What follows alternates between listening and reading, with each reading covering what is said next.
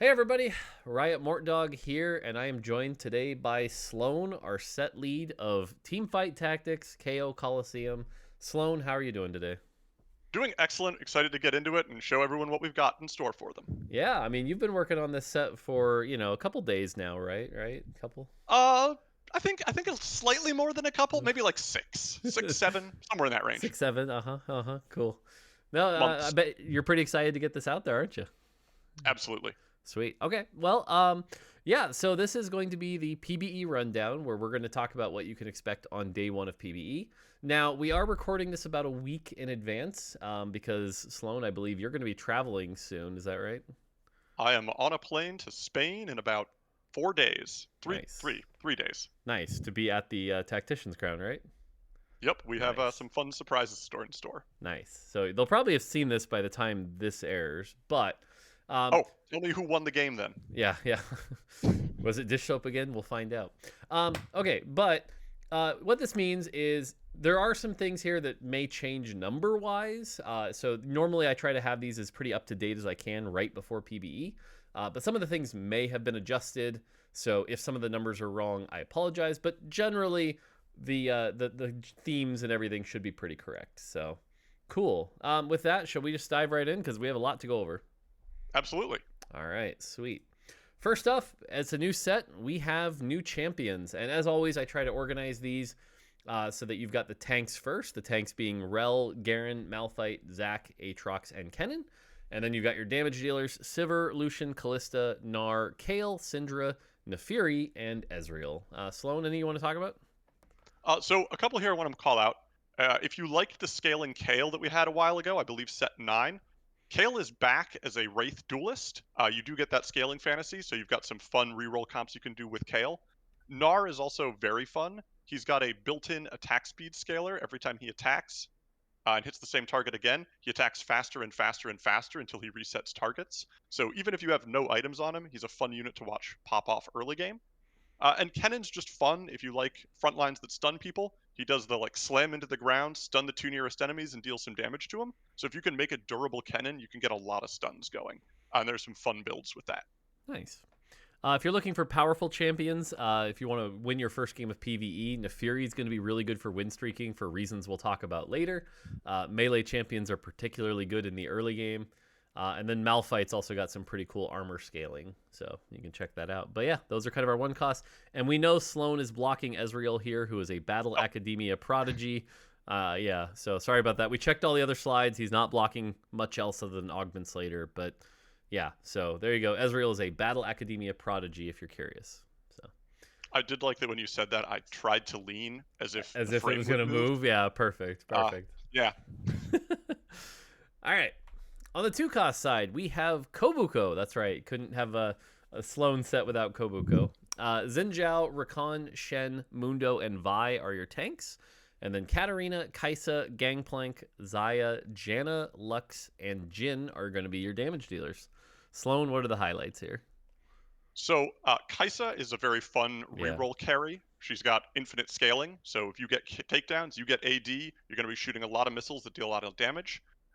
Gangplank on kill has a chance to generate gold, and if you build him right, you can make that pretty reliable and just use an early Gangplank 2 as an econ engine. I think those are two of my favorites. I always like Kobuko. That's a pretty simple spell, but because of the mentor trait, he's got a little surprise in store that we'll get to later. Yeah, How about you, Mort? I agree. You actually picked the two callouts I was going to go with. Kai'Sa, definitely we've seen her pop off in playtest pretty heavily. She's that infinite scaler. Gangplank, I love getting a Gangplank out of an orb. You're going to see me on streams try to play Gangplank early as often as I can. And then generally, I just find Shen to actually be kind of like really flexible with like Bastion, pairs well with some early edgelords. I just find him to be generally like Shen himself's not that exciting, but the traits tend to make a pretty good comp. So yeah. Yeah. Cool. Very nice anchor for Edgelord. Yeah, I think the only other one worth talking about might be Jhin, just because he's one of those monolith champions again, with that really strong fourth shot. So, yeah, cool. All right, on the 3-cost side, we have Swain and Udyr as the tanks. There are not a lot of 3-cost tanks in this set. It's mostly just those two. And then on the damage dealer side, there's a lot of options here. We have Viego, Malzahar, Senna, Darius, Caitlyn, Nico. Oh, sorry, Nico's a tank. Aha, I got that wrong. So there's 3 tanks. Caitlyn, Yasuo, Ari, Jace, and Ziggs. Any highlights here? So 2 things. On the tank issue, we'll see later, there's some changes that mean some of these characters, like Darius and Jace, you can use as frontline, or True. you can use significantly more as damage dealers. True. So it's a little bit of an interesting mix. My favorites here, Ziggs has a really fun auto attack that actually bounces in a line towards his target and can be intercepted by someone in front of them. So it's a delightful effect. Deals a lot of damage, but it's just a novel attack frame we've seen. The classic Malzahar is back. People love classic Malzahar. Yes. And I'm also a fan of Ari. You get to blow a kiss at a target, deals a lot of damage, and if it kills them, it explodes into hearts that damage other enemies. It's just like a really nice, juicy spell effect that's just really satisfying to watch. Yeah. Yeah, Malzahar being back definitely makes me happy. I think Viego's another one that if you get out of an orb, again, that early melee champion, for reasons we'll talk about in a second, can do a lot of power here. Viego's pretty cool. And then Darius, if you you like the classic dunking Darius, classic dunking Darius is back, but with the changes that the set brings, I think is a pretty interesting version of that. So, yeah. You won't get stuck on frontline as much. True. That's okay. I guess we can't really talk about it yet till we get to that part, but it is cool how remind us to talk about that because that's a cool part of Darius. I'll try. We'll put a pin in that for later. Yeah. All right. Okay, one more 3 cost because if you notice, we were a little short here. There's one more 3 cost that's pretty interesting, which is Lulu. Now, Lulu is a monster trainer, and when you buy her and you put her on your board, you will be presented a choice. You'll have a choice between Kog'Maw, Smolder, and for some reason, because we snuck this in, I guess Malzahar was the trade-off here. Malzahar made up for this. Yeah, but Rammus being the third. So Sloan, tell us about these 3. All right. So each one of these fills a different role. Previously, when we've done this sort of character selection where you can do like, oh, what spell does Sona cast? They've all filled similar roles. Here, Rammus is a frontline tank who's got some crowd control. Smolder is a backline AD unit who's going to deal single target damage and spread a burn around. And Kog'Maw is going to fire a lot of rapid attacks and just arc lightning between enemies, and is going to be an AP attack speed carry. So depending on your itemization and the needs of your team, you have a lot of different ways you can go about it. And the more you field them and the more takedowns you get and the more combats you fight, the more experience you earn. And at different breakpoints in experience, your monster abilities level up.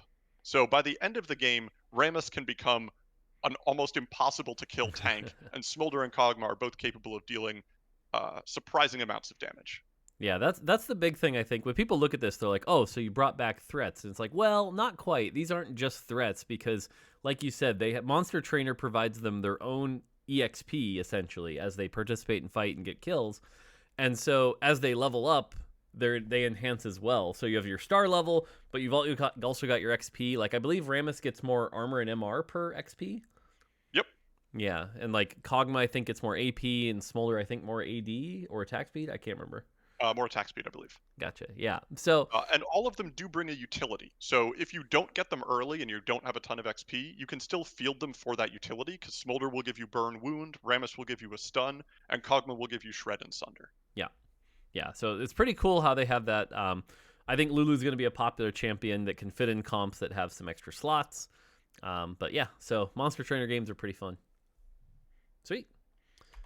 All right, on the 4 cost side, tanks-wise, we have, and we're sticking with the 13 from previous sets, by the way. We like the extra 4 costs here. But so we've got Poppy, Leona, Cassante, Set, and Jarvan. Now, this is one more tank than normal at 4 costs. Normally, we do 4 tanks, but this is going to be 5, so there'll be a little bit more options at 4 costs than normal. On the carry side, we've got Ashe, Jinx, Karma, Ryze, Akali, Yumi, Samira, and Volibear. Any you want to talk about here? Yeah, I think I'll start with one that I think a lot of people remember fondly, or possibly fear. It's kind of a little bit of both. This is the Akali that we last saw in set 10 for KDA. Yeah. That's going to tear into backlines. I was about to say, you say remember fondly. I'm not so sure I agree with that one. That's why I added or fear. But I think one that deserves a specific call out for me is Karma. This is a new skin that we made for TFT. This is Mighty Mech Karma. And her spell is she will spin the disc on her back and send it into the nearest enemy where it will spin, dealing damage to everyone nearby. And if it kills them, it'll move on to new targets. And unusually for a spell like this, it doesn't just deal damage in an area. It has a set amount of damage it will deal and vanishes only when it's done that much damage. So if you're just hitting one person, it'll just deal a ton of damage to them rather than like distributing it among everyone hit. No. Volibear is also really fun. This is a fast attacking unit. When he casts, he just starts attacking really quickly and gains some bonus stats. And every time he switches targets, he'll jump to the new target and deal an AoE of damage around them. And it's just really fun to see Volibear jumping all over the battlefield. Nice. I think the one I want to talk about, actually, there's two. The first one's kind of obvious. You know how every set we have our 4-cost AoE CC? Jarvan's going to be that champion that you're going to be excited for. Jarvan's going to be that jump to the back, do that big AoE stun. So Jarvan's going to be pretty powerful. But the other one here is Cassante. Cassante is really interesting. I thought you'd want to talk about that. Yeah, I want to talk about Cassante because Cassante is a tank, but he's a weird tank in that he starts off as a tank with a spell that kind of is like, frankly, it's like a reprint of the 1-cost Cassante spell. It's not a very exciting spell. He just be tanky for a while and then he punches back. But when his health reaches 0, instead of dying, he essentially goes back to full health and switches modes, and now he's a damage dealer. So he has this like last little last stand. So you can actually itemize him with things like Titan's Resolve or BT or something like that, and he can come back as a second wind a lot stronger and actually like get a couple kills. And just the fact he has 2 health bars makes him surprisingly tanky. The other one I'll mention now that I think of it is Set. Set is a tank. I know a lot of people are like, I want to see a brawler Set. Where's my brawler Set? You do have a way to play that. Because Set spell is a punch that heals him and then a big punch through his target. And the big punch through his target doesn't deal a ton of damage until you realize that it deals more damage based on how much he's healed that combat. Yeah. So if you get a set that has healing and is durable enough, you can end fights punching through people and live out that Set fantasy you want to. Yeah, that's a pretty cool one. Sweet. There's others I'd love to talk about here, like Ryze and Yuumi, but Ryze we can't talk about until we talk about Mentor anyway, so there's some cool 4-costs in here. Cool. All right, and then we have the 5-costs. Now, so that we don't spend forever talking about the 5-costs, because each of these are pretty unique, I'm going to try to talk about some highlights, and then you can dig in deeper of anything you think is worth calling out here. Sounds good. Gwen's pretty standard. Gwen's like a 2-range sorcerer, does a lot of AP damage. Nothing too crazy going on with Gwen. Zyra is like almost like a really unique threat because she's got, with Rosemother, she's going to have a plant that you can put in the front line or back line that changes function based on where you put that plant. And her spell provides your team a ton of attack speed. So she's a really good utility 5-cost that you can put in any comp. Seraphine is a big damage dealer. Her spell's really exciting. But the really interesting thing about Seraphine is her spell scales with every single stat your team has. So you can itemize her basically any way. You probably want like a jeweled gauntlet so the spell can crit. Other than that, like itemize to your heart's content. There's going to be some weird builds where, and I'm going to get roasted for this later, but like you can even put Warmogs on Seraphine and it scales Radiant Warmog Seraphine might cook. Yeah, so there are some alternative versions here, but it scales with every stat. Varus is a pretty interesting AD sniper, fires his bullets, but the cool thing about him is as he's casting, it's essentially a channel. And so like if you have Shojin, it'll guarantee like he'll generate mana while he's channeling, because he'll channel as long as his mana can keep up. So if you have like higher attack speed or Shojin or something like that, he can channel for longer. But if you have pure AD, it hits harder, which is kind of interesting. Braum is a lot. Braum is going to be a popular one. He is not a tank. He is a damage dealer. He's a fighter. He's a wrestler. You're going to put AD items on this guy.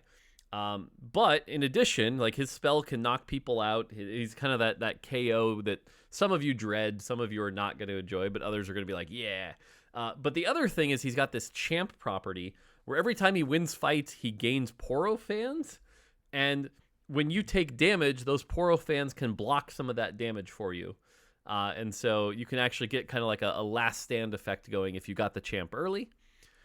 Twisted Fate, pretty cool. He uses his cards as like a cool auto attack mechanic, and then the longer you play him, you actually get rewards based on that deck of card. That's what Rogue Captain does. Yone is a pretty standard auto attacker, but he ramps up, so the longer you can keep him alive, he's one of those ones that's going to pop off on fights pretty heavily if you can keep him alive. 2-star Yones are very, very scary.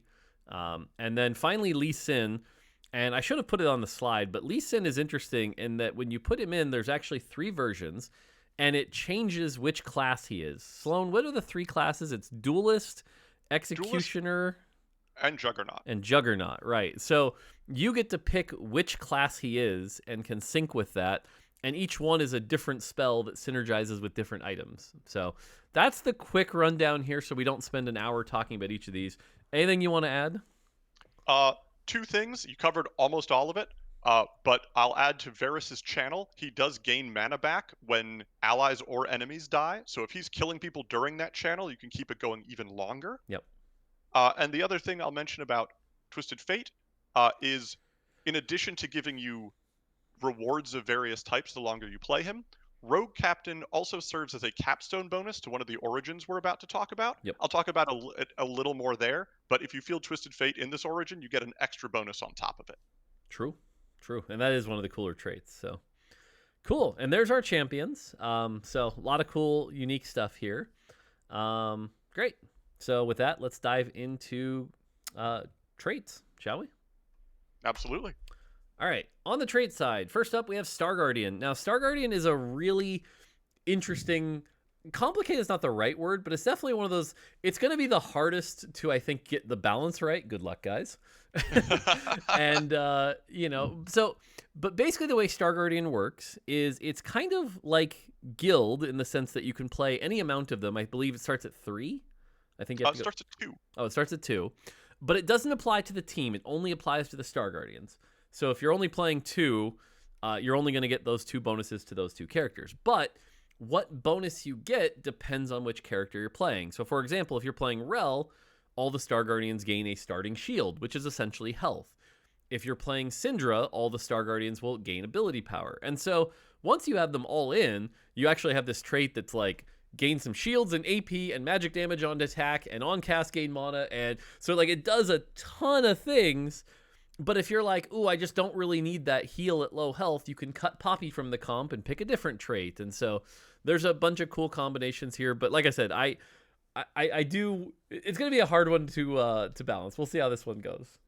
Yeah, some days I'm glad I'm not on the balance team. I'll also make a call out here that while this tooltip looks like it just doesn't give you a lot of information, whenever you field a champion, yep, that particular part of the tooltip will update with the full benefit you're getting and what its current value is. Yep. So as you field more, that'll increase, and you'll see Rel goes from 120 shield to 140 shield, or whatever the number happens to be. Yep. Cool. You want to talk about Mighty Mech? Sure. So you always need a summon trait. And in an anime set, we have to summon a giant robot. True. So Mighty Mech, you gain the Mighty Mech. It's a big, beefy, frontline brawler, and your Mighty Mech units heal it for a portion of the damage they deal, which helps it stay alive longer.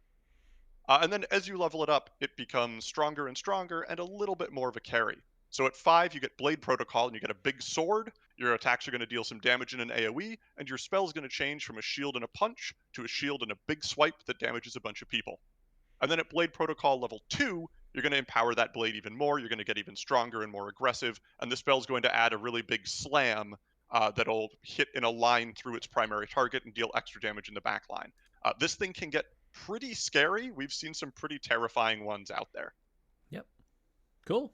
Yep. Pretty good vertical. All right. Next up is Battle Academia. Now, for those of you that remember, why am I blanking on the AMP? Yeah, Battle Academia is kind of like AMP, where they're going to have different potential, and it's going to scale up their abilities in different ways. So it's kind of cool for us to reuse this mechanic a little bit, but they do scale in very different ways each time now. I think we got even better at how to use this mechanic. So for example, like Garen, every time he casts his spell, he gets a stack of, I believe it's called Heroism? What do we call it? I think so. Yeah, and we might have changed the name. Last I remember, it was Heroism. And then, so basically, for the stacks of Heroism, like let's say you have 20 stacks of Heroism, he gains health multiplied by the potential. And so he's like a perma-stacking health that the more Battle Academia you play, the better you're benefiting from that stacking health. Or Caitlyn, for example, her ult is her big sniper shot, which then will like bounce to 1 or 2 more targets. And then if you've got more Battle Academia, it's going to bounce to even more targets. And so there's a bunch of cool multipliers here, but basically Battle Academia is going to upgrade all of their abilities. It's a pretty easy to play vertical. Yep. Sweet. And one call out here is when it upgrades, it's always a new thing that it adds. So like Ezreal doesn't normally have scaling every time he casts. Yep. But then he gains it, and that's the portion that upgrades. So if you're familiar with AMP, where the spell just got better in the things that it already did, for almost all of these, the spell does a new thing that then gets stronger. Yep. Sweet. All right, you want to talk about Soul Fighter? Yeah. Soul Fighter is pretty straightforward. You gain health and attack, damage, and ability power every few seconds up until 8 stacks. And then at maximum stacks, a portion of all damage you deal is dealt as bonus true damage. So you can get some pretty big numbers here. You can punch through a lot of defenses. But overall, this is a pretty straightforward. If you want power and you want durability, Soul Fighter will get you both of those. Yep.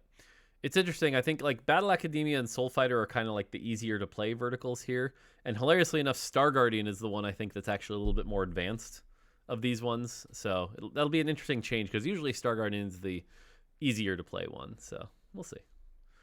All right. Continuing on. All right. You want to talk about the crew? Because the crew is definitely one of the, I would love to. Yeah, the crew's pretty sweet. So the crew is one of the strangest trait structures we've done in a while. When you field crew champions, starting at 2, you gain health and attack speed for each crew member fielded. And that's it. There's no additional breakpoints there because you achieve breakpoints based on the number of 3-star crew units you have. When you have 1 3-star crew champion, you gain XP every time you reroll, and crew unit odds don't drop with player level. What this means is that your odds of hitting the 1-cost Sivir and Malphite don't go down when you're level 6 or 7 or 8, unlike normal 1-cost odds. So you can kind of level while playing the crew and still have a decent chance of hitting your units. When you have 2 3-stars, you gain 1 free reroll every round. And then when you have 3 or more, you summon the ship in combat. Yeah. I don't know how this was legal by the tournament rules, but no one told them no. And when you have the ship, every time you deal a certain amount of damage, you'll fire a rocket that deals magic damage to a target. And then at 4 3-star units, your rockets fire faster for every player level that you have. So if you manage to hit level 10, you're going to be seeing a lot of rockets. And then if you 3-star 5 crew units, and this includes Twisted Fate, something very fun happens. Yes. I'm not going to tell you what, but if you 3-star all of them in a 5-cost, you deserve the prize you get. Now, so someone hit that and put it up on YouTube. Well, I was going to say, Sloan, now if we've learned anything, this is probably already almost on YouTube by now. Like someone has probably recorded it from like the influencer playtest, and like these things get posted to YouTube so fast. So if you really want to see, check it out. But I think the team really outdid themselves if you can manage to fire the Planet Cracker. It's a doozy. So cool. And Mort, do you want to explain Crystal Gambit? Because yeah, this one's complicated. It's a little complicated, but the short end here is this is our high risk trait. And if you're familiar with Heartsteel, it's a lot like Heartsteel. Basically, you play the trait, and you have your first activation point where you're going to gain some gems based on getting kills. And if you lose, you'll get a few more gems. And then after 4-player combats, you can convert those into rewards, or you can double down. And then while you double down, you have that high risk. So like I said, at the 3-piece, it's basically Heartsteel. Now, the difference here, though, there is a big key difference. Heartsteel, to really benefit from, you had to play like 5 and 7. That's not the case this time. The way this works is at 5, you're actually sort of incentivized to start getting kills. And because we wanted it to be a viable vertical that isn't just about getting loot. And so at 5, you start getting kills and start getting rewards. Kind of like, for those of you that played Into the Arcane, it's almost like Family Heist 5, where it's like you get rewards based on kills from there. And then if you somehow can get 7, this is where the rewards start really coming in, and you get even some extra health and some damage amp, so that really takes off as a vertical. So at its core, it's Heartsteel, but it caps out a lot differently. And then who knows, maybe there's some stuff beyond that. But yeah, some good stuff. I mean, all of our cash out traits, we generally get pretty creative with some of the stuff you can find near the end. So I am excited to see the players who really figure out how to play on the edge at that 5 piece and get all the loss value and almost all the kill value. yeah. I think there's some really high things you can reach with this. Yep. Yeah. So overall, it's not going to like reinvent the high risk genre, if you will, but it's a classic that worked out pretty well. So, all right, you want to talk about Wraith? Sure. So you need a couple shadowy villains in any good anime, and that's Wraith.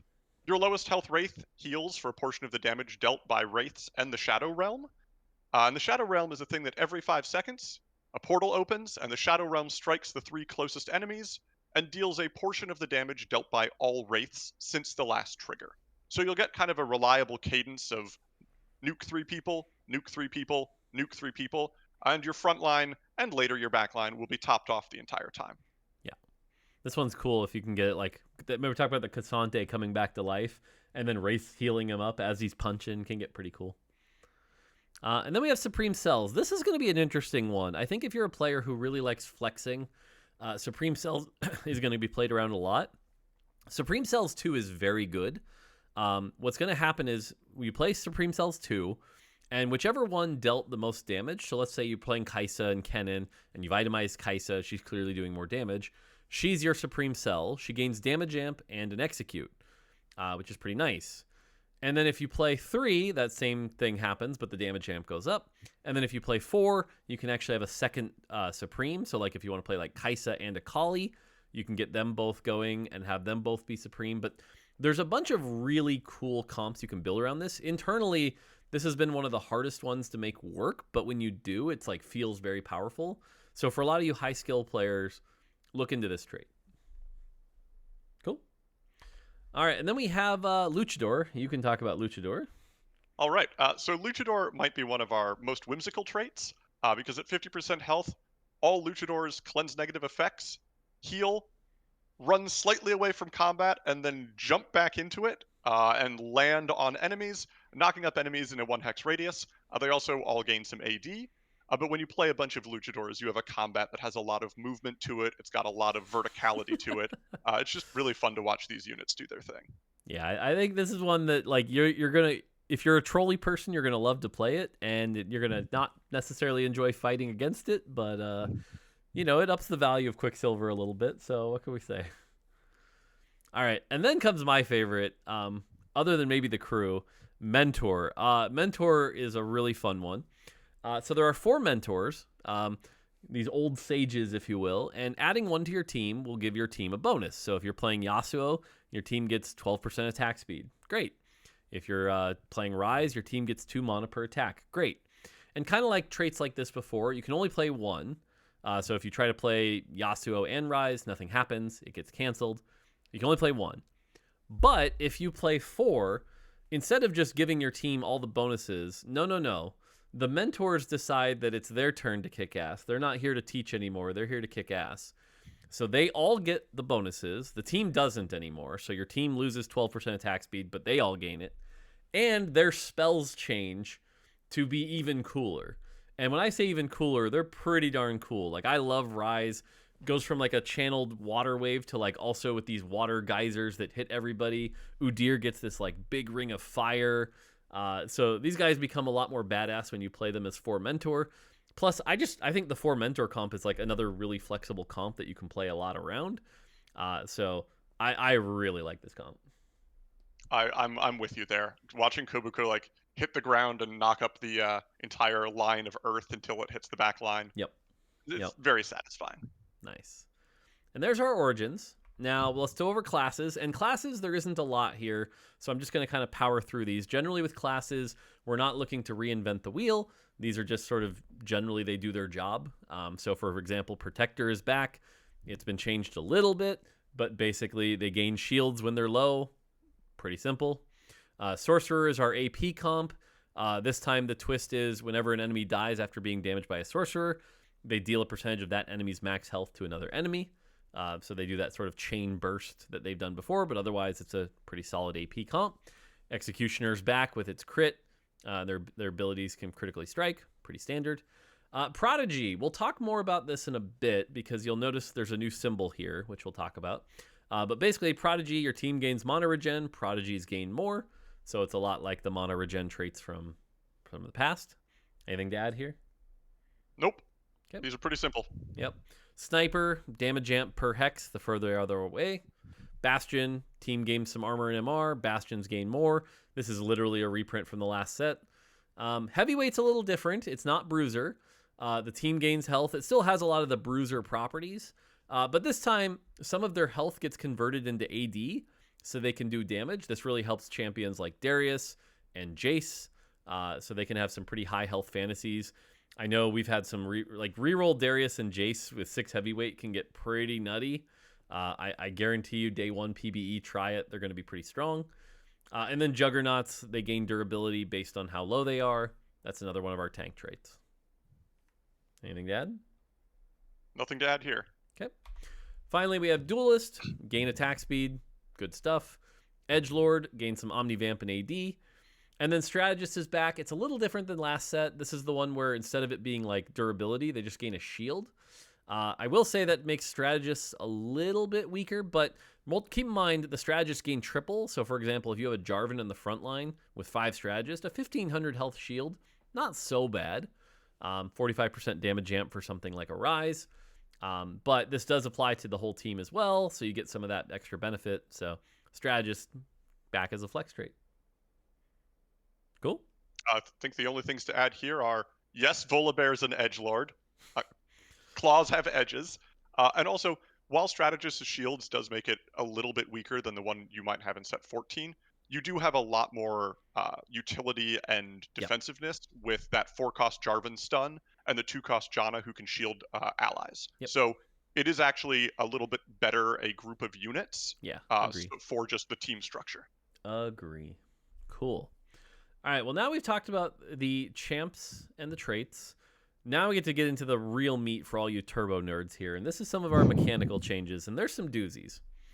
Oh, actually, we forgot one more thing. Prismatic traits. Now, I talked about this in the learnings article. Oh. I talked about the prismatic traits in the learnings article that just came out today, actually. We're recording it the day that article came out.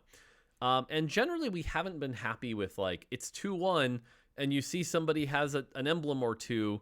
I know they're going to hit it in the end game. This feels bad. That's not really great. So we're taking a very different stab at prismatic traits this time.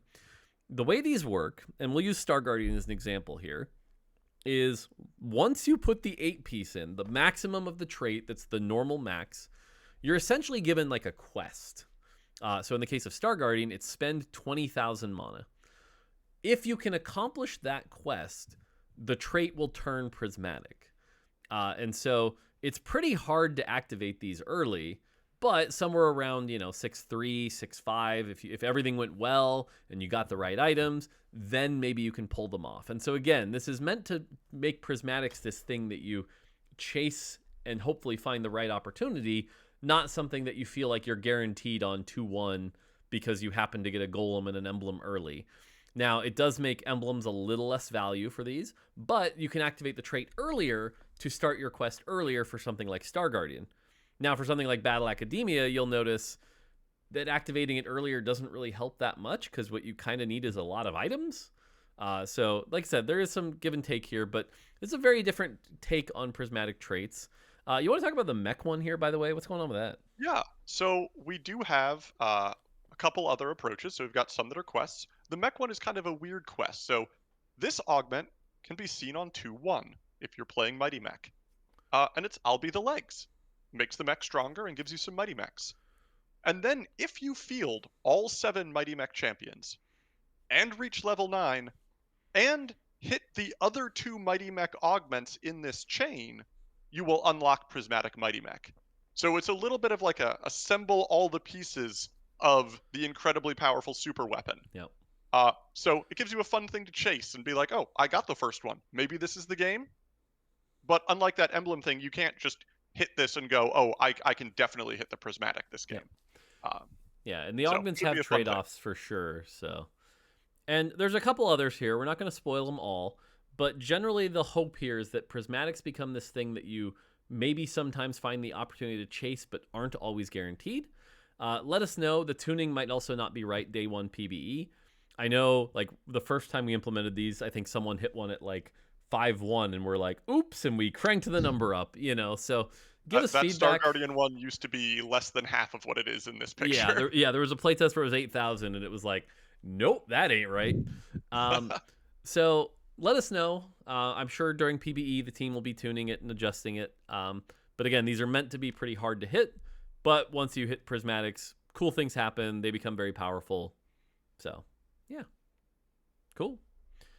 Okay, now let's talk about the deep nerdy stuff. We are looking at roles revamped. Now, this is a big change that has been a long time coming to TFT. Now, the first thing you'll notice on a character inspect panel here, so we're looking at Caitlyn. First thing is there's a new mana regen trait on the mana bar here. You can see Caitlyn is gaining 2 mana per second. That's a new thing. Every character has it. In addition, you'll notice there is a role here. So Caitlyn is an attack caster being the important one. And we have 2 different AD properties here. Your basic attacks, which is 55 damage, and then your AD multiplier, so that now AD and AP work exactly the same. So when you have no items, you have 0 AD. What this means is that AD will multiply your base attack damage and your spell damage. The biggest changes from this is in the patch notes. Let's say you see Caitlyn's AD get lowered from 55 to 50. That's not hurting her spell. Her spell is a completely separate tunable number than her basic attacks. So we could have somebody whose basic attacks hit for 100, but the spell only hits for 200, right? Like, they're completely separate.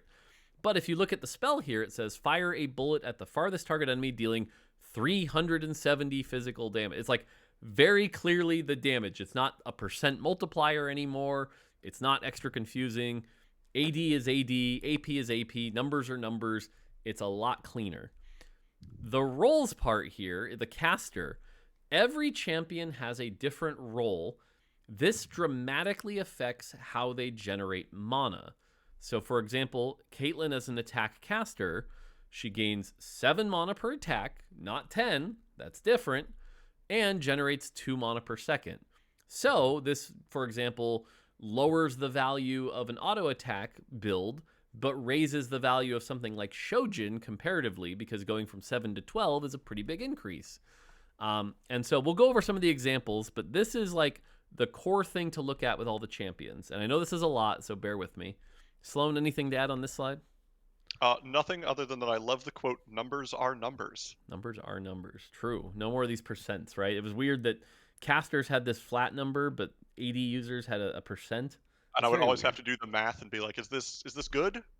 Yeah, exactly. Or you look at the thing and it's 200, 200, 200, and it's like, does this spell scale? It does. Right. Now it will actually visibly scale. Exactly. Okay. Now, as far as the roles go, right, we talked about caster. There are basically 6 roles. And this is important because one of the biggest changes here is that by default, champions do not generate mana when taking damage. This is huge. So for example, if you're just doing like random backline splash damage, you always had to worry that like my static shiv is just giving them mana. That's gone. Champions do not generate mana from taking damage. There's an exception. Tanks. Tanks they gain 5 mana per attack, and they gain mana from taking damage. They're the only class that does this. This solves a lot of problems. I'll try not to bore you with the details, but the short answer is, if they say tank, they generate mana from taking damage. In addition, they also, like, let's say you have a tank and a caster or a fighter on the front line, and right in between them on the other side is an enemy. If the enemy has a 50-50, they will always choose the tank over a non-tank. So this is actually going to lower the randomness in like the way fights begin and allow you to position melee champions near tanks so that the tanks draw aggro. There's actually some pretty cool positioning you'll be able to do with this. Sloan, anything to add about tanks before I keep going? Nothing about tanks. Okay. The next role is fighters, and this is going to be a lot of your melee champions. Fighters gain 10 mana per attack and gain 10% Omnivamp. Now, why this is so big is if this is something that, like I said, has been a long time coming for TFT. If you look at a champion like Darius, a Darius 3 in the past would essentially succeed by having like 2 Titans and a BT or something, and be so tanky that he would generate mana, cast, heal back to full, and then generate mana from taking damage. They kind of became drain tanks, was how melee champion worked. That's gone. You can't do that anymore. Darius only has 30 mana, but that means between casts, Darius has to auto 3 times.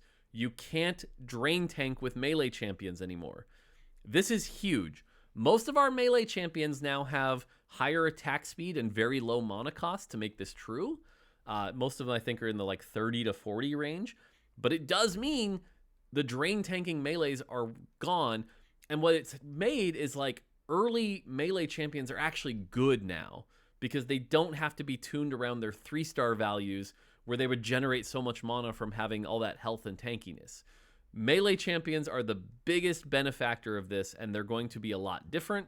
This is going to change how you itemize them. This is a big deal. Cool. And then casters, we talked about briefly. Mana per attack, generate mana per second. Cool. Anything else on this slide, Sloan? I was going to add some of the stuff you added to the end of fighters, and then you covered that very thoroughly, so no. All right. Next up, we have assassins. Assassins are a lot like fighters, generally melee champions. This is stuff like Katarina, for example. I believe Yasuo is also an assassin. Yep.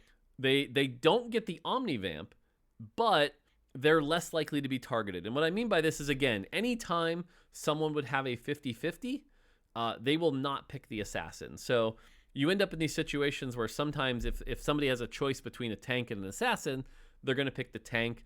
It'll help assassins live a little longer, but they're not quite as durable as fighters. They don't have that Omnivamp. Finally, we have marksmen. These are pretty basic. They gain 10 mana per attack. That's how they've always worked. They like their attack speed. If anything feels the least different, it's going to be marksmen. So pretty straightforward. And then finally, we have specialists. This is if they usually don't have mana. For example, Kale and Jhin. Jhin is, has his own resource. Kale doesn't have one. This is just our catch-all for anything that doesn't follow the other buckets. So those are the roles. And again, the big things to note here are melee tanks aren't drain tanks anymore, or melee champions aren't drain tanks. No one gains mana from taking damage except tanks, and tanks can be used to eliminate positioning 50-50s. Those are kind of the big takeaways. Cool. The other thing I'll add is we now, in addition to like the attack and magic roles, you will see the occasional hybrid role. Yep. This is just to tell you, this is a character that can build either one of these and be roughly equivalent. I believe in this set, Twisted Fate is a hybrid and Ezreal is a hybrid. Yep. It's not going to be a super common role, but it should let you know you can throw whatever items you want on these and be pretty confident they'll perform well.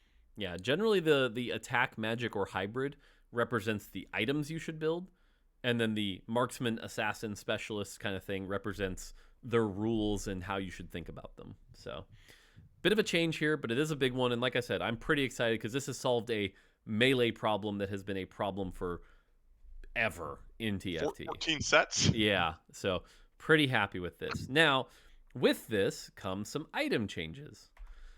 So first off, we have a new stat called Mana Regen. Tear of the Goddess no longer grants flat mana. It grants Mana Regen.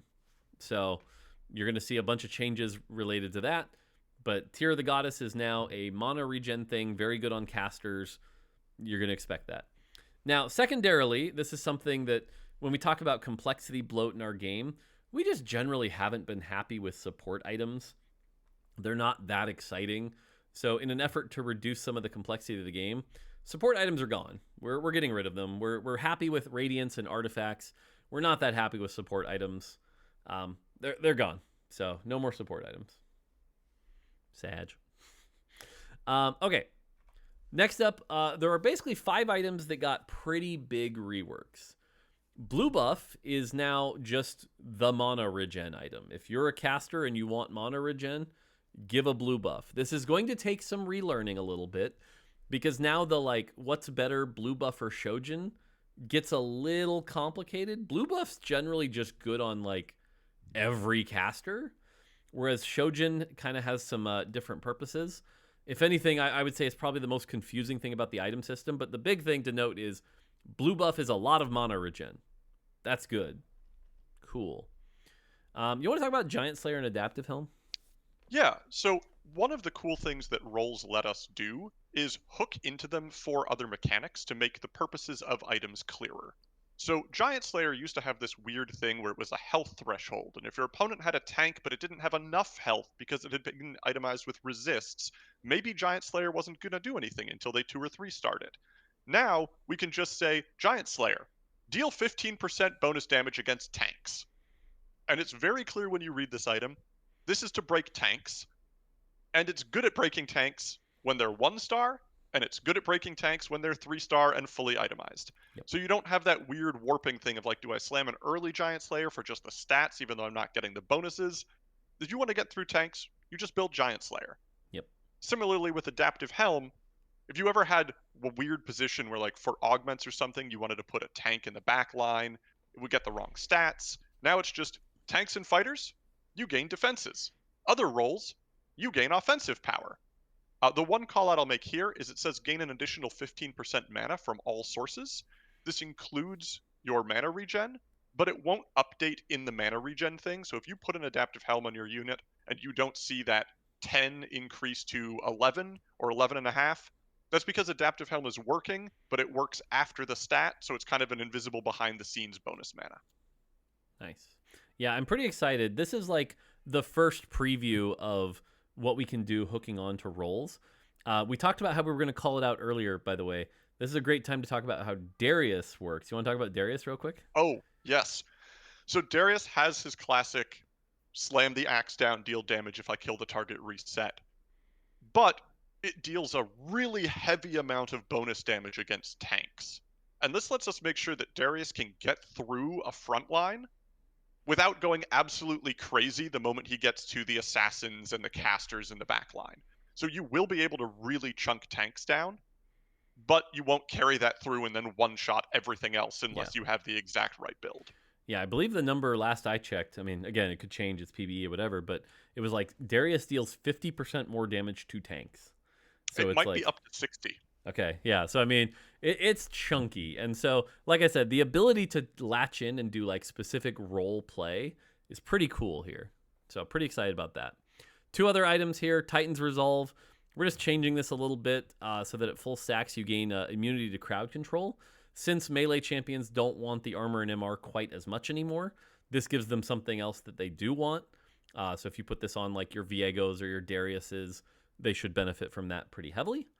And then Protector's Vow, since the tier is no longer flat mana, we still wanted it to be the item that you would put on your Sejuanis or your Jarvans, though. So now, start of combat, you still gain that 20 mana, and then otherwise it kind of works the same. But yeah, that way it still has kind of the same purpose. It just fits the new mechanics. So cool.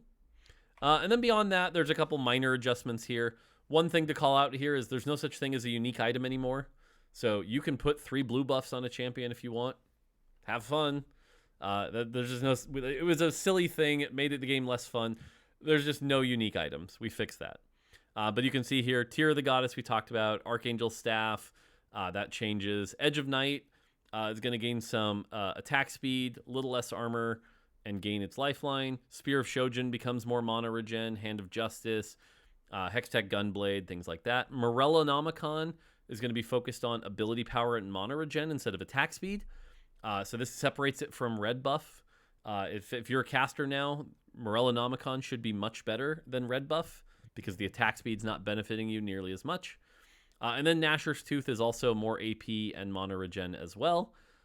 So generally this is all minor changes to make things that are supposed to be good on casters with mana regen, or just, changing how the tier works. So nothing crazy here. Couple others, artifacts, same thing. Mana became mana regen.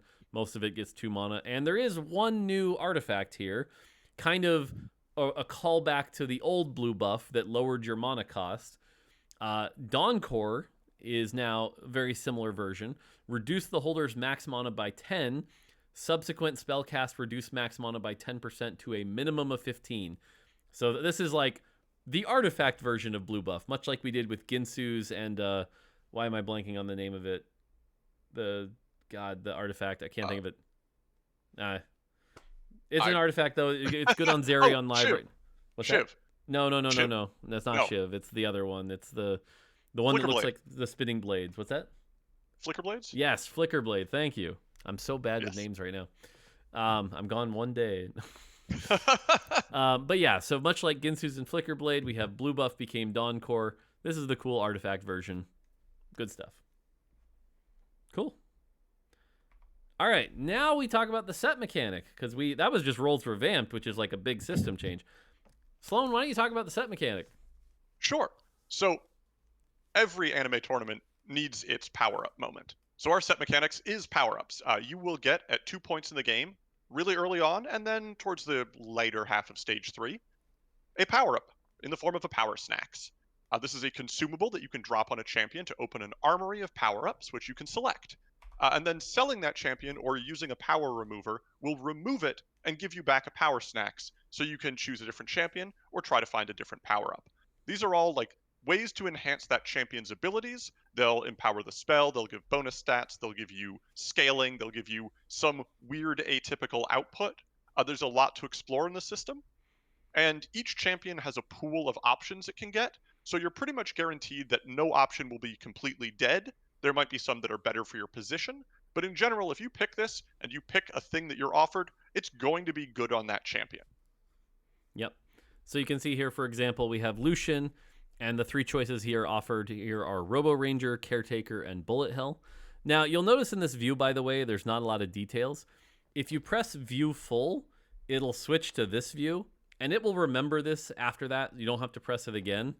I think most of you that watch this kind of content are engaged enough that you're going to want those numbers. So just press that button on your first playthrough and then don't worry about it ever again. Just something we're trying for a little bit more accessible view here. But the other thing to note here is these are the 3 choices that have shown up for Lucian. There are more than 3 choices. So I couldn't tell you exactly how many Lucian has. I think Lucian has somewhere between 13 and 16 off the top of my head. Okay. But not every champion shares the same options. We went through every champion, and Sloan mentioned 13 to 16 that fit that champion well. So for example, if you see one that's like lower their mana by 50, well, we probably didn't put that on any champion that has 60 or less mana, like that's just not there. So there's probably going to be more detailed versions out there that show what champions can get what. If you don't like the 3 options you've got, you can use the fruit, remove it, and try again, but you only have a limited amount of those fruits. And so here's kind of the view here where you see the different things. Once you've applied it here, you can see here Lucian's got this like purple glow on him. And if you see him in the shop anymore, it'll show your powered up champion in the slot. You can see the power remover here. And like I said, you only get a limited amount of these, but you can use it on a champion to remove their power up, or you can just sell them. By the way, if you sell the Lucian, that covers it as well. And then it kind of fits in that same slot on the UI we've used before, where you can see here I chose Bullet Hell. Now he fires 35% more projectiles with abilities. So it's kind of like a neat twist on anomalies plus like power-ups, but the fact you get 2 of them, the fact you can move them around, it's a lot more advanced. There's a lot more exploring to do. Generally, you're going to find that you put one on like a tank and a damage dealer is generally the combo we see, but who knows? Strategies may evolve. So, yeah. I'll also mention it shows up in the trait tracker at the top level.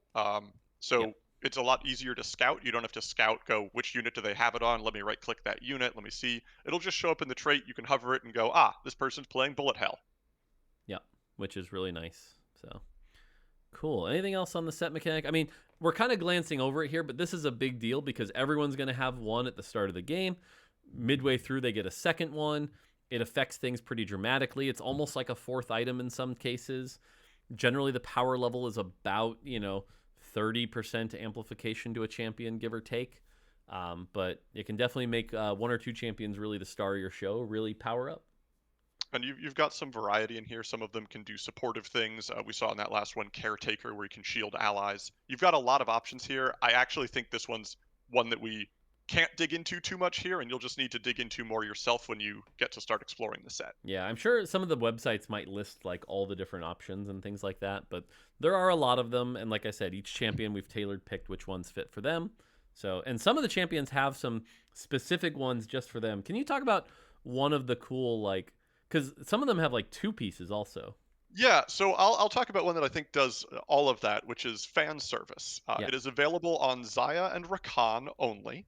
Xayah and Rakan normally do not share a trait, but if you have the fan service power up, your Xayah gets stronger based on the star level of your strongest Rakan, and your Rakan gets stronger based on the star level of your strongest Xayah. And yeah, it's a two-piece. So if you use a power up on Rakan and you hit this, and you use a power up on Xayah and you hit this again, it'll make both of them even stronger. yeah, So occasionally you'll see ones where it's like, oh, maybe rather than doing that normal tank carry thing, I'll try to fish for this two-piece and see if I can get this cool chase option. yeah. Yeah, so there's a lot of unique ones out there as well. So explore the power ups. Let us know what you think. But I think it's a pretty cool version of this kind of mechanic. So yeah. All right. Top four celebration. This is just a new little thing. You want to talk about this, Sloan? Yeah, so one of the things that's been in TFT for a while is winning feels great, getting first feels great, but in TFT a win is anything that's fourth place and up. And it's often difficult to like really notice that, really be like, oh, this is the time I hit top four, especially if you're newer to the game and are like, oh, only a first place is a win. That's the only time I see victory. So we wanted to create a moment where you really know that like you've done it. Everything from here on is just how much better can I be?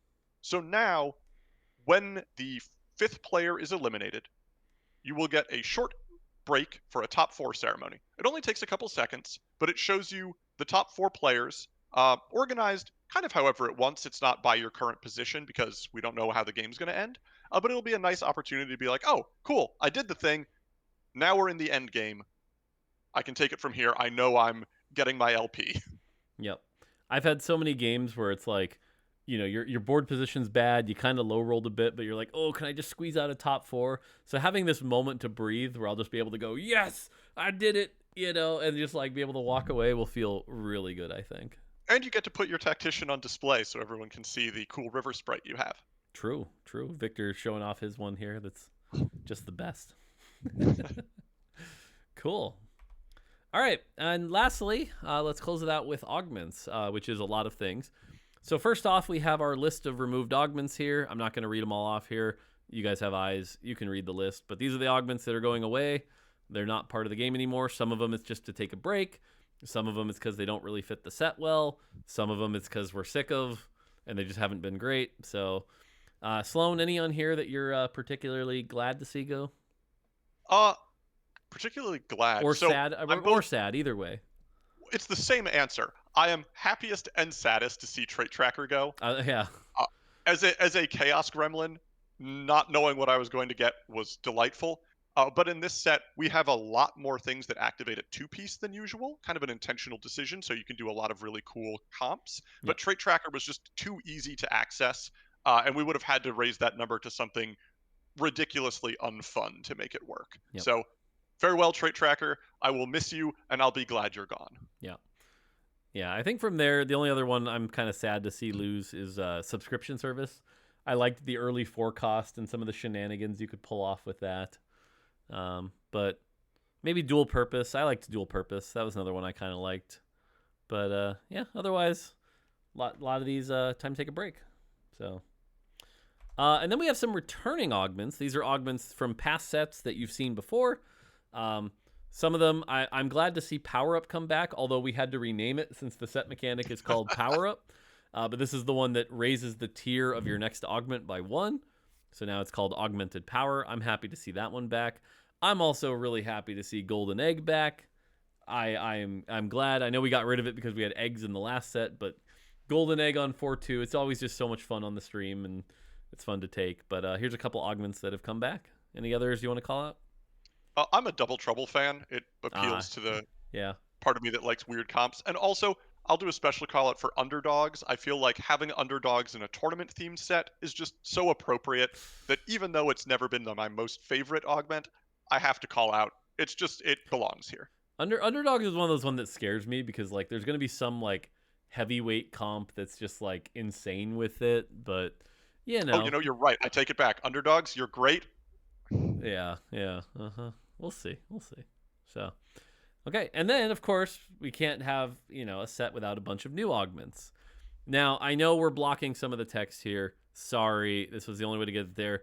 There are probably better websites out there if you want to go read them all. I'm sure a lot of our great partners have the things out there, but I'm putting them on screen. Generally, we have our trait ones. This is generally the ones that pump up any specific traits and do cool things. Any you want to call out here, Sloan? Yeah. So we got a lot of trait augments this time around, but two of my favorites from this page: Diamond Hands, which gives you increased gems from Crystal Gambit, and a bigger penalty when you lose, and says you can only cash out once. No more of that choosing to double down. You Yep. can just only cash out at 4/7 exactly. And the other one that I love here is Power Upload, which is you can give the Mighty Mech a power up. We don't normally let you itemize summons, and we definitely normally don't let you like throw them Set in the mechanic anomaly them? Yeah. hex. So if you get this, you'll find the Mighty Mech has its own list of power-ups, and some of them are pretty cool. Yeah. Cool. Yep. So this is the first page, and then we've got a second page. You'll see at the top here we have the mech ones that we talked about here. That's part of the mech quest for the prismatic. Couple others here. Any other ones you want to call out? Two very fun ones here. Tournament favorites turn Soul Fighter into a loot trait, where every time they deal damage, you gain fame, and once you hit certain breakpoints, you gain loot. So you really get to kind of crush the opposition and profit from it. And the strongest survive leads to some fun Supreme Cell stuff. It's whenever an ally dies, they grant the Supreme Cell who dealt the most damage this round 10% of their maximum health. So you can build up really beefy Supreme Cells units. Yeah, I really like the Soul Surge one as well. As somebody who liked Conqueror a bunch in set 13, it kind of gives me that fantasy. So that'll be pretty fun. So cool. And there you go. All right, and then we have other augments here. Now, the ones I want to talk about here is you're going to see this on all the levels, but we have Silver Destiny, and then there's a Gold Destiny and a Prismatic Destiny. And for those of you that are willing to take a chance, you can take these augments. You'll get a little bit of extra gold. So, for example, Silver augment on 2/1 and 2 gold. But then you don't get to pick your augment. It just gives you a random one. So you might get completely screwed. We expect there to be a lot of shenanigans with this, but I'm pretty excited for this one. Yeah. Any others on this page worth calling out? No, but I'm taking that one 10 out of 10 times. Yeah, it's going to get taken a lot, I think. We'll see. Gold, again, I know we're blocking some of it here, but I'll call out Golden Destiny, gain a random gold augment and 4 gold. It's like there are going to be people that are like, oh, that 4 gold's so worth it, and then they're going to get some random trait augment they didn't want, and it's going to be hilarious. We're going to love it. The other ones I want to call out here are the team spend a lot of time trying to make some anime references here. I won't read them all off here, but like Story of 7. Collect golden balls by defeating players in combat. Collect all 7 for a reward, then restart the quest with more powerful rewards. Oh, chef's kiss. Like, there's just... You can read the list here. There's some really good ones. I love aura farming, where you gain a random 2-star 5 cost with 2 items, and it cannot be sold or fielded until 4/5. Yeah, this one's really fun. There. I took this one in a playtest once, and I got a Lee Sin with, like, Bloodthirster and Titans, I think it was. And it's like, okay, well, I know I can play around Lee Sin now, but I'm down a gold augment until 4 or 5. Like, I wish that had happened, because when I took this, I got Zyra, and as we were talking about, she's incredibly threat-shaped. yeah. So I was sitting there going, I picked this for direction, and you gave me nothing. No direction. Yeah. Oh, that's pretty good. That's pretty good. So, yeah, there's some good ones here. Pocket Recombobulator is another interesting one. So, like I said, a lot of cool new augments to play with here. And then we go to our Prismatic page, and yes, there's a Prismatic Destiny. We didn't do Prismatic Destiny at like 3/2 and 4/2. That felt a little too over the top, but here's a couple other ones. I'm sure there's at least one you want to talk about here. I want to call out 2. Okay. Protagonist is wild. You gain a random 1-cost champion augment, a 2-star copy of that champion and a component, and then a copy every round. So you just opt into a hero augment that you don't get to choose. And also, Isekai. You get a special 2-star champion from another universe, and it has a special trait this game. I'm going to leave it open to a surprise. It is Okay. always the same champion, but the team did a really good job making this a delightful experience when it arrives. It's fun to field. You get to field it as a bonus champion. I think this is going to be a popular augment, Yeah. even if it's not good, just for how unusual and delightful it is. Yeah. Protagonist is pretty cool in that, a lot of people don't get to play with the hero augments because they're silver. But the fact that this gives you that hero augment and you get the guaranteed 3-star copy because it keeps giving you another copy after every turn. And so you can even get to the 4-star version if you save up. So getting the 4-star version of the hero augment is pretty cool for sure. The other one I'll call out here, which I think is wild. I'm still a little shocked we shipped this. We'll see if it lasts. 9 lives seems bonkers to me. You have 9 HP. Losses only deal 1 HP. Gain loot on each loss. This one's bonkers to me. I am very excited to see how this one plays out. So, yeah, that'll be cool. It's like a very interesting cruel pact.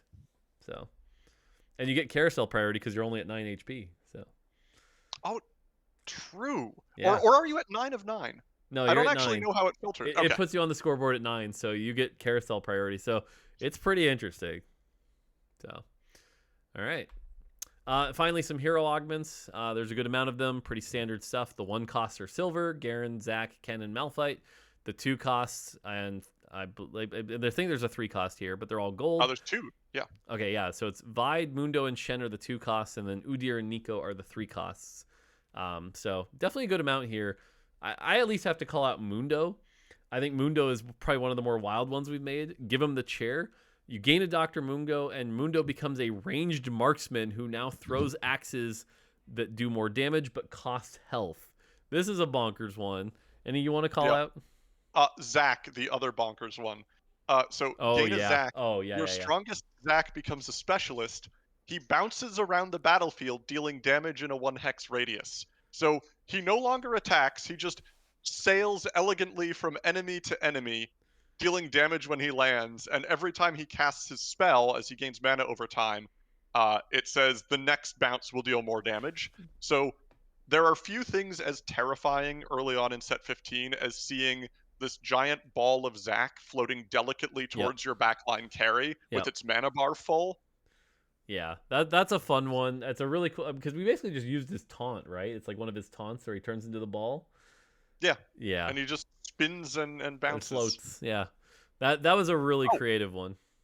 Malphite's fun too. Your Malphite just goes from punching things to ulting. Oh yeah. Malphite ult is always satisfying. That's true.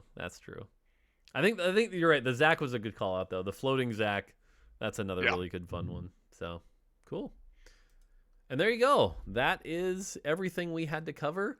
I'm sure there's a lot more details we could dig into, but this should give you a bit of a warm-up as you head into PBE and check out the set. There's a lot of fun things to explore between the power-ups, between melee champions not gaining mana anymore, between everything else. So, I don't know. I'm excited. I'm excited to play this set. Cool. Yeah, I'm very excited to see what people cook up with it. We've seen some really fun power-up combinations in internal playtests. I want to see what happens when this hits PBE. So please show me the cool things you build. Do something absolutely wild. Artifacts and power-ups are hilarious to mix together. And just have fun. Thank you for having me. Sweet. Sloan, thank you so much for joining me. Hope you enjoy, and I hope everyone playing your set makes you smile in the way I'm sure it does. Already just seeing it has already done that, and when it's on PBE, it's just going to be a delight. Sweet. So thank you to all the players, and thank you for having me on. Yeah, to wrap this up, any shout outs you want to do to the team that helped you build this? Man. I know there's a lot of people, but right, it's going to start with the designers who worked with me. So Alex and Milo and Giovanni and everyone else who helped. Thank you so much. Engineers, you guys have been great. Art, I don't know how you delivered this much in one set, Art, but you did, and it's amazing. We didn't even talk about the filter, by the way. Yeah. Oh, yeah. Okay. I mean, there's a unique anime shader on every character in the set. Yeah. Art went absolutely crazy. Every armory looks cool. Yep. And by now you've seen some of the cool stuff the marketing team has done, and I was injecting that as just hype the entire set. Yep. Like just watching that, seeing what they've been doing. Everyone involved, if you worked on set 15, thank you so much. We have something fun here, and I'm excited to get to give it over to players. Nice. Sweet. Well, cool. I'll let it end on that. Sloan, thank you so much for joining me. Since this will actually be like my last rundown video for a while, so We'll miss you. yeah, I'll be back. So cool. All right. You Well, better. there you go. Set 15, KO Coliseum. Enjoy. Let us know what you think. Give us feedback. As always, we'll keep patching and make it better. I'm sure PBE will be hectic, but enjoy. So, all right. That's going to do it for me. Until next time, take it easy.